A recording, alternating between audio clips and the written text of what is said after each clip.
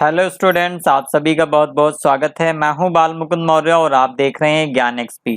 तो आज की क्लास में हम डिस्कस करेंगे ऑपरेटिंग सिस्टम का पार्ट 2 और इसमें हम डिस्कस करने वाले हैं सम इम्पॉर्टेंट ऑपरेटिंग सिस्टम्स।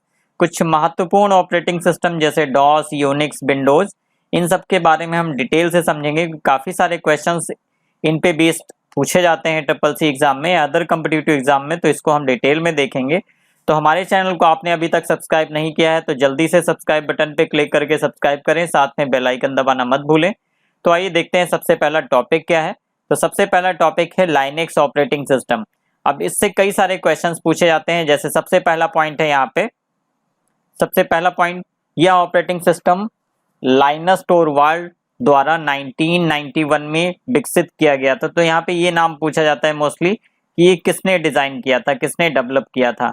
तो लाइनस टोरवाल्ड्स ने लाइनेक्स ऑपरेटिंग सिस्टम को 1991 में डेवलप किया था। तो इसको आप चाहें तो कहीं पे नोट डाउन कर सकते हैं। या यूनिक्स पर आधारित ऑपरेटिंग सिस्टम है। तो जो हमारा लाइनेक्स ऑपरेटिंग सिस्टम है वो यूनिक्स पर बेस्ड है, मींस इसका जो मेन बेस होता है वो यूनिक्स पे होता है। यूनिक्स को ही कस्टमाइज करके लाइनेक्स से एक नया ऑपरेटिंग सिस्टम डेवलप किया गया है। ओके, अब बात करते हैं यहाँ पे लाइनेक्स CLI मींस यहाँ पे कमांड लाइन इंटरफेस, जिसको हम CUI भी बोलते हैं, कमांड यूजर इंटरफेस, और GUI इन दोनों पे काम करता है। जो हमारा लाइनेक्स ऑपरेटिंग सिस्टम है वो कमांड यूजर इंटरफेस और graphical user interface means GUI इन दोनों पे ही काम करता है। आप चाहें तो कमांड्स के थ्रू उस ऑपरेटिंग सिस्टम को यूज कर सकते हैं या फिर आप ग्राफिकल यूजर इंटरफेस भी दिया रहता है जिसके थ्रू आप उस ऑपरेटिंग सिस्टम को यूज कर सकते हैं। फिर अगला पॉइंट है यहाँ पे, यह एक ओपन सोर्स ऑपरेटिंग सिस्टम है। तो यहाँ पे ओपन सोर्स का मतलब ये होता है कि ऐसा सॉफ्टवेयर जो हमें फ्रीली अवेलेबल होता है, जिसके लिए हमें लाइसेंस लेने की जरूरत नहीं होती है और उसके लिए हमें कोई पेमेंट नहीं करना होता है। इसको हम सीधे नेट से डाउनलोड करके अपने सिस्टम पे इंस्टॉल करके यूज कर सकते हैं। तो यहाँ पे ऐसे सॉफ्टवेयर को हम ओपन सोर्स कहते हैं और ये लाइनेक्स हमारा एक ओपन सोर्स ऑपरेटिंग सिस्टम है। ओके, अब हम यहाँ पे नेक्स्ट पॉइंट की बात करेंगे। यह एक मल्टी यूजर, तो यहाँ पे देखिए एक इंपॉर्टेंट पॉइंट है, पूछा जा सकता है कि ये multi user, multi processors, multitasking, ये तीनों को सपोर्ट करता है ये ऑपरेटिंग सिस्टम। मींस लाइनेक्स हमारा multi user, multitasking, multi processing operating system है। ओके, तो इससे रिलेटेड अगर कोई ऑब्जेक्टिव क्वेश्चन आता है तो इजीली आप इसका आंसर दे पाएंगे। लास्ट पॉइंट है इसमें, लाइनेक्स OS आसानी से उपलब्ध है। तो यहाँ पे लाइनेक्स OS है जो कि ओपन सोर्स है, तो फ्रीली कहीं भी से मिल जाएगा आपको, नेट से कहीं से डाउनलोड कर सकते हैं। इनकी जो ऑथराइज्ड वेबसाइट्स हैं वहां से आप डाउनलोड कर सकते हैं। और ये कई अलग अलग फ्लेवर्स में आता है, जैसे रेड हैट, उबंटू और कुबंटू, ऐसे कई सारे आपको वर्जन्स मिल जाएंगे जिनको आप डाउनलोड करके अपने सिस्टम में इंस्टॉल करके फ्रीली यूज कर सकते हैं।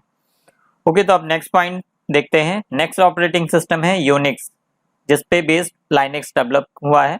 तो अब यूनिक्स की बात करेंगे। यूनिक्स एक काफी पॉपुलर ऑपरेटिंग सिस्टम है, मोस्ट सिक्योर ऑपरेटिंग सिस्टम में से एक माना जाता है और इंडस्ट्री में मोस्टली इसका यूज होता है।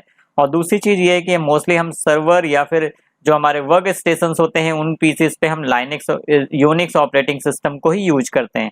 तो आइए अब एक एक पॉइंट यहाँ पे डिस्कस कर लेते हैं। यूनिक्स एक ऑपरेटिंग सिस्टम है, इसे पहली बार बेल लैब्स, पूछा जा सकता है कहाँ पे डेवलप किया गया, तो इसको बेल लैब्स में डेवलप किया गया था 1969 में।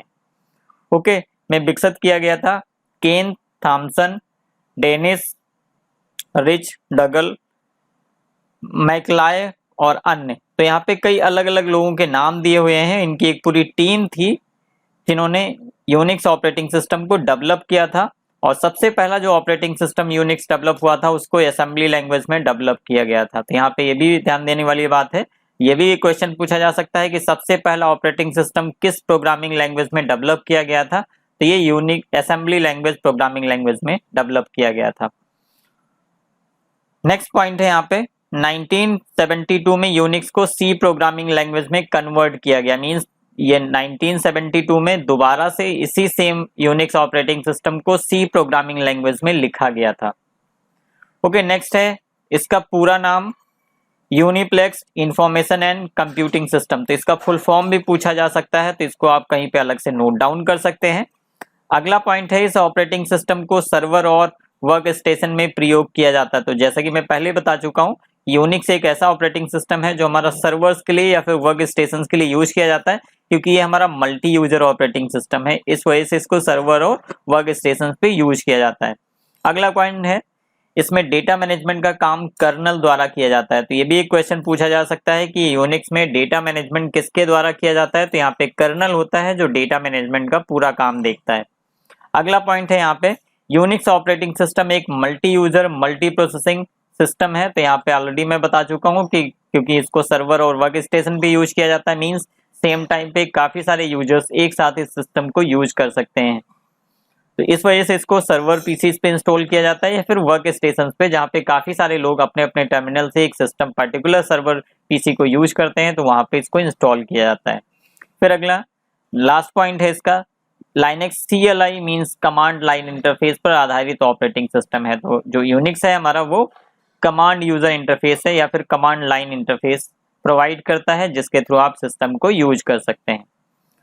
ओके, तो अब आइए देखते हैं नेक्स्ट, डॉस ऑपरेटिंग सिस्टम, जिसका मोस्टली एग्जाम में फुल फॉर्म पूछा जाता है। डिस्क ऑपरेटिंग सिस्टम इसका फुल फॉर्म होता है, जो कि यहाँ पे ऑलरेडी मैंने लिख दिया है। तो सबसे पहला इसका पॉइंट है, डॉस CUI पर आधारित ऑपरेटिंग सिस्टम है। ये भी एक क्वेश्चन पूछा जा सकता है कि डॉस हमारा किस टाइप का ऑपरेटिंग सिस्टम है, कमांड लाइन या कमांड यूजर इंटरफेस। तो यहाँ पे दोनों चीजें हो सकते हैं, CLI या फिर CUI, ये दोनों ही हो सकते हैं, कमांड यूजर इंटरफेस CUI या फिर CLI command line interface. Okay, next है MS DOS टिम पैटरसन। यहाँ पे ये नाम ध्यान दीजिएगा, जो टिम पैटरसन ने इसको सबसे पहले डेवलप किया गया था और 1981 में इसको माइक्रोसॉफ्ट ने उनसे परचेज किया। मींस जो टिम पैटरसन है, इन्होंने डॉस ऑपरेटिंग सिस्टम डेवलप किया था। उस टाइम पे क्या था कि इस ऑपरेटिंग सिस्टम को माइक्रोसॉफ्ट ने परचेज किया था इनसे और उसके बाद इसको लॉन्च किया गया था IBM PC के साथ। ओके, तो यहाँ पे ये पॉइंट हो गया। नेक्स्ट पॉइंट देखते हैं, इसका पहला वर्जन था डॉस 1.0। तो ये भी पूछा जा सकता है एग्जाम में कि डॉस का सबसे पहला वर्जन कौन सा है। तो यहाँ पे डॉस 1.0, जो कि 1981 में पहला वर्जन रिलीज किया गया था, और जो लास्ट वर्जन है डॉस का वो है 8.0, जिसको 2000 में लास्ट वर्जन रिलीज किया गया। इसके बाद से डॉस में किसी भी तरीके का कोई अपडेशन नहीं हुआ, मींस इसका कोई नया वर्जन नहीं आया है। ओके, तो पहला वर्जन हमारा 1981 में लॉन्च हुआ था, जिसका वर्जन है डॉस 1.0, और लास्ट वर्जन हमारा डॉस 8.0, जो कि 2000 में रिलीज किया गया था।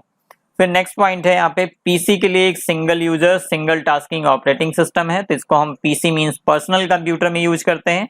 सिंगल यूजर ऑपरेटिंग सिस्टम है और सिंगल टास्किंग है, मींस इसमें एक टाइम पे सिर्फ एक ही टास्क चलता है। जबकि हम जो हमारे विंडोज ऑपरेटिंग सिस्टम है वो मल्टीटास्किंग है, आप एक टाइम पे कई सारे काम कर सकते हैं। जबकि डॉस ऑपरेटिंग सिस्टम में सिर्फ एक टाइम पे एक ही काम होता है और ये सिंगल यूजर ऑपरेटिंग सिस्टम है।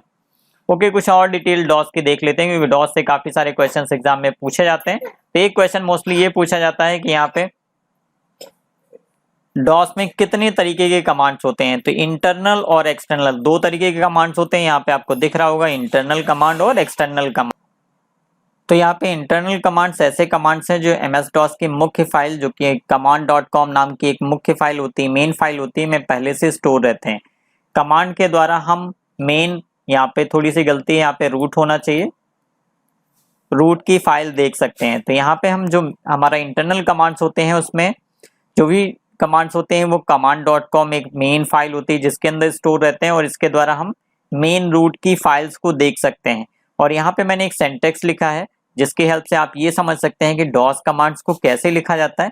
तो डॉस कमांड्स को अभी हम प्रैक्टिकली करके दिखाएंगे, आपको कुछ एग्जांपल्स बताएंगे।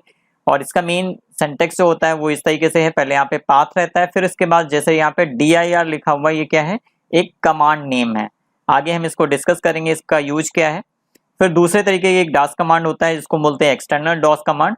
ये ऐसे कमांड्स होते हैं जो कंप्यूटर की मुख्य मेमोरी में उपलब्ध नहीं रहते हैं, अलग फाइल के रूप में डिस्क पे मींस हार्ड डिस्क पे स्टोर रहते हैं। अब जब इनकी जरूरत होती है तो इनको कॉल आउट किया जाता है, और इसके कुछ एग्जांपल्स हैं जैसे check disk, tree, attrib, disk copy, ये हमारे एक्सटर्नल कमांड्स होते हैं।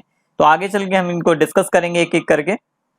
तो यहाँ पे सबसे पहला मैंने एग्जांपल लिया है dir। dir एक कमांड होता है जो डायरेक्टरी और फाइल की सूची को देखने के लिए यूज करते हैं। तो इसको हम प्रैक्टिकली करके यहाँ पे देखेंगे अभी। फिर एक कमांड होता है हमारा डेट, जो कि डेट देखने के लिए बेसिकली यूज किया जाता है। एक टाइम कमांड होता है जो कि टाइम, सिस्टम का टाइम क्या चल रहा है वो देखने के लिए यूज कर सकते हैं। CLC, जब हम डॉस विंडो पे काम करते हैं तो वहाँ पे अगर बहुत सारे कमांड्स आपने टाइप कर दिए तो वो विंडो हमारी फिल हो जाती है। उसको अगर क्लियर करना है तो क्लियर स्क्रीन के लिए CLS एक कमांड है जिसको हम यूज करते हैं। अगला कमांड है CD। अगर आप डायरेक्टरी चेंज, करंट डायरेक्टरी देखना चाहते हैं तो हम यहाँ पे CD यूज करते हैं। अगला यहाँ पे एक कमांड है कॉपी। अगर हमें कोई फाइल कॉपी करनी है एक फोल्डर से दूसरे फोल्डर या एक डायरेक्टरी से दूसरी डायरेक्टरी में, बेसिकली जो फोल्डर्स होते हैं वो विंडोज में उनको हम फोल्डर बोलते हैं, जबकि उन्हीं फोल्डर्स को हम कमांड में डायरेक्टरी बोलते हैं। जहाँ पे काफी सारी फाइल्स इकट्ठी होती हैं उनको हम बोलते हैं डायरेक्टरी। अगला कमांड है यहाँ पे MD। अगर हमें डायरेक्टरी बनानी है, मेक डायरेक्टरी वैसे इसका फुल फॉर्म होता है, तो डायरेक्टरी बनाने के लिए, फोल्डर बनाने के लिए हम यूज करते हैं MD। अगला है रन। तो ये रीनेम, अगर किसी फाइल या फोल्डर या डायरेक्टरी का नेम चेंज करना है तो हम यहाँ पे रन कमांड यूज करते हैं। एक्स कॉपी एक कमांड है जो काफी पॉपुलर कमांड है। ये अगर हम किसी डायरेक्टरी की उप डायरेक्टरीज और उनके अंदर जितनी भी फाइल्स होती हैं सबको एक साथ कॉपी करना चाहते हैं तो वहां पे हम यूज करते हैं एक्स कॉपी कमांड। ओके, तो अभी आगे हम इनको प्रैक्टिकली करके देखेंगे। तो सबसे पहले हम प्रैक्टिकल देख लेते हैं, उसके बाद इसको हम डिस्कस करेंगे आगे। और मुझे लास्ट क्लास में जो भी क्वेश्चंस पूछे थे वो सारे क्वेश्चंस के आंसर भी मैं अभी बताने वाला हूं जल्दी। ओके, तो सबसे पहले आपको क्या करना है, विंडो R की प्रेस करनी है, फिर आपको यहाँ पे एक रन कमांड ओपन हो जाएगा। इसमें CMD टाइप करना है जो कि ऑलरेडी यहाँ पे टाइप दिख रहा है। जैसे ही क्लिक करेंगे तो यहाँ पे आपको ये डॉस प्रॉम्प्ट ओपन होके आ जाएगा। अब इस पे आपको जैसे DIR मैंने टाइप किया, डायरेक्टरीज देखनी है, तो यहाँ पे हम ये सारी डायरेक्टरीज हम देख सकते हैं कि यहाँ पे एक पाथ दिया हुआ है पूरा। इस पाथ के अंदर कितनी फाइल्स हैं, कितनी डायरेक्टरीज हैं, वो सारी एक साथ हमें दिख जाएंगी। टोटल 15 डायरेक्टरीज हैं और इतनी बाइट्स इनका साइज है, साइज भी यहाँ पे दिखता है। ऐसे अगर हम यहाँ पे टाइम टाइप करते हैं तो टाइम हमारे सिस्टम का जो भी है वो यहाँ पे दिख रहा है नीचे। आई होप आप देख पा रहे होंगे। ओके, तो ऐसे यहाँ पे अगर हम चाहते हैं डेट के लिए, तो डेट अगर हम यहाँ पे टाइप करते हैं तो यहाँ पे करंट डेट दिख जाएगी, 2 सितंबर 2018 यहाँ पे दिख रहा है। ओके,